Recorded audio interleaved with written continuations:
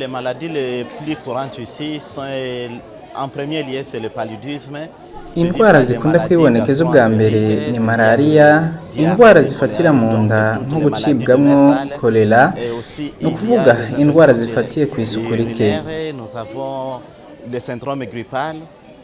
Hariho izifatira mu bihimba by'umwanda mutoyi arizo infection urinaire, izifise ibimenyetso vya grippe, indwara z'igihe kirekire, indwara y'umutima n'izindi zijanye n'umurindi w'amaraso na diabete y'igisukari.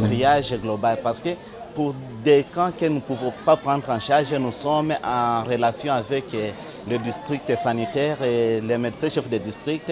Ni ivuriro ry'ibanze kandi ni ikigo cyo gupima indwara zitandukanye, kuko izo tudashoboye kuvura abarwayi duce tubarungika mu turere tw'ubuvuzi, kuko abarongoye utwo turere dusanzwe dukorana bagaca babavura. Abana n'abakuze tubavura co kimwe, ariko abana bari mu mugwi wihariye. Indwara ziboneka zifatiye ku isuku rike, ariko turabavura nk'uko bisanzwe kandi bagakira. Ku bijanye n'ico, UNICEF yaraturonkeje ubuyi turonsa abana bose imisi yose bafise imyaka iri hagati y'ubusa na 18 baburonswa kuva ku wa mbere gushika ku munsi wa Mungu.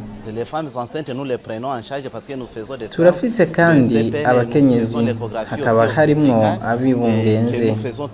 Turabakurikirana mu kubagirira ibipimo vya ecography, les conduire ou soit pour les préparer à leurs accouchements.